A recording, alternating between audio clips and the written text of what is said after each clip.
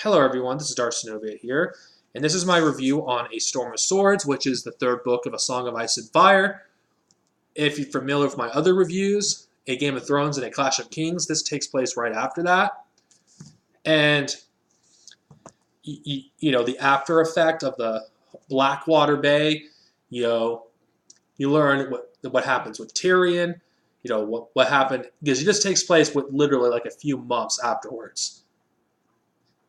And you also learn what happened to Robb because in the books you don't know what Robb is doing in Clash of Kings. It's the events of those battles are only mentioned, but here you find out that Robb did something when Theon Greyjoy sacked Winterfell. Because he thinks Rickon and Bran are dead. Of course, we know that they're not, but they don't. So in his grief, and of course, he almost gets killed in battle, unlike the TV show, which has Robb marry out of love, which I think that's fucking stupid.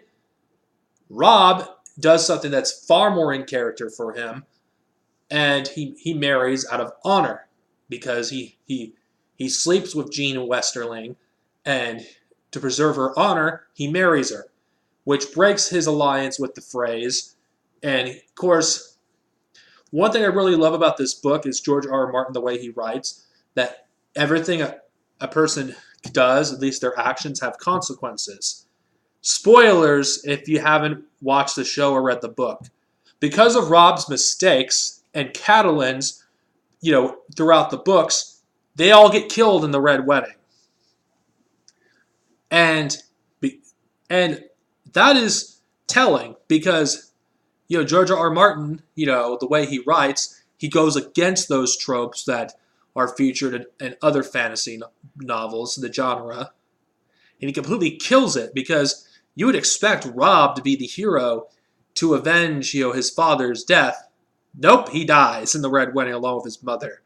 And the way Catelyn dies has consequences later in the series, which I will talk about when I review A Feast for Crows, or A Feast for Crows, whatever it's called. Anyway, the Sansa storyline, she marries Tyrion. Of course, Tyrion and Sansa's storylines are, merged together at some point until they split towards the end. Sansa has to, deal with Joffrey's cruelty and marrying, Tyrion. Tyrion has to deal with other things in this book. Of course, if you watch the show, not much is really different. Though one major difference with Tyrion's storyline is, unlike the TV show, the person that he married, his first wife, you actually learned, something about her where what you don't know in the show, that she was not a whore, that she genuinely loved him. And one thing, I love the death scene between him and his father. In fact, I'd argue that his death is better in the book than it is in the TV series. Because I feel like, it is so fitting for Tyrion, for Tywin Lannister to die taking a shit. And, I'm just going through various storylines. Daenerys, I'm not going to lie, I hate this character, but it's more the fact that I can't stand her fanboys. But the Daenerys storyline actually is far more interesting in the book, at least the book version, than it is in the TV series. And some of the characters they exclude from the book, were pretty freaking cool. And I noticed something when I was reading this, that there's a possibility that she could be, one of the main antagonists towards the end of the series, because there's some foreshadowing here in A Storm of Swords. I've always suspected something was off about Daenerys, that she wasn't, she was not a good person. She's self-righteous. She's entitled.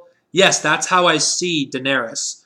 But this is what I love about this series, because George R. R. Martin, the way he writes, there is no good, there is no evil. It's all up to perspective.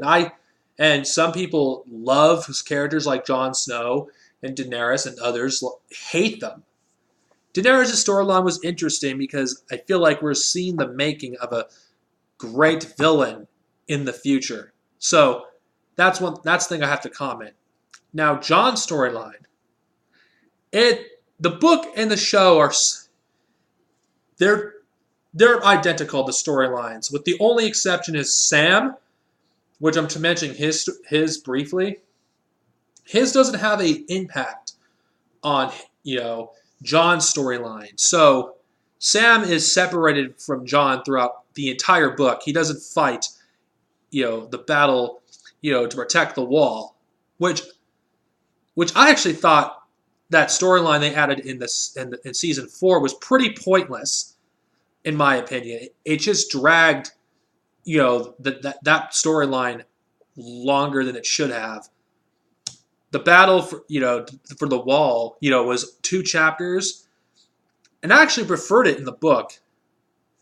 And I'm not going to say what, but a certain character's death scene, I prefer her death in the book over the series, because Jon finds her after she gets shot. He doesn't find her before, and I think that's far more fitting, and it makes the death more tragic.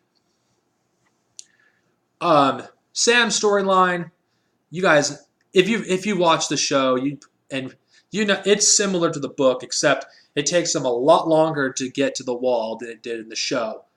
After all, they stretched this storyline for at least the thing with the Wildlings for 2 seasons.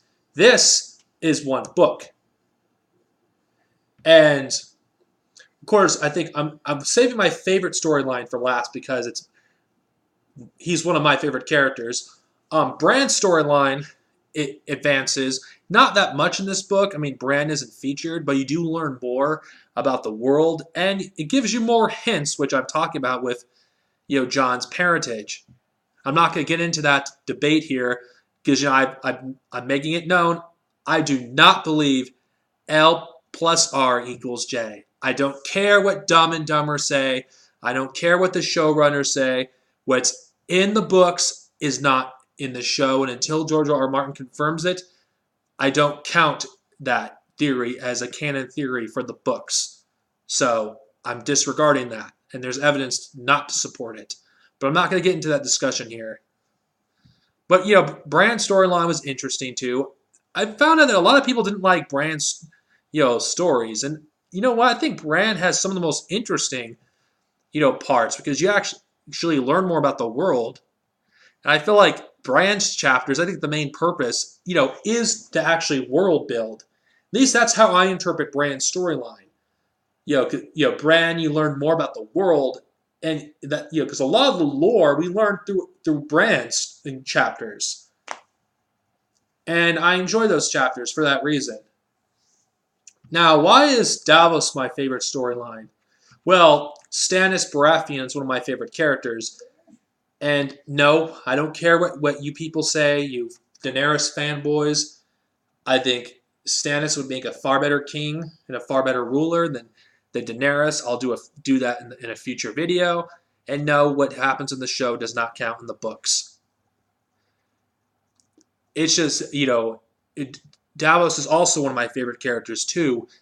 And even though his storyline is far in between the others, it's interesting for me to see how this plays out in the books, because I feel like D&D downplays this storyline in the show, and it doesn't feel like it has much importance like it does in the books. Of course, you guys already know Stannis, at the end, saves, it's Jon and everyone on the wall, and it's leading up to future books in the series, which I'll have to discuss with Dance of Dragons.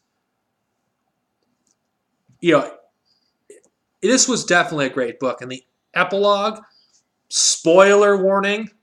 If you don't want spoilers, stop this video here. All right, if you don't care about spoilers, I'll say it right now. The ending where the phrase, it's the aftermath of the Red Wedding, and in this fray, that he's a drunk.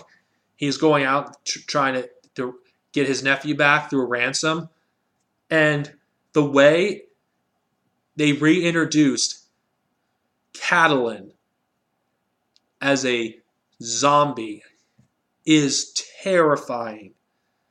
This they had, this this is so awesome. How it ends. To see the person that he thought died is one of the final things he sees before he's dead.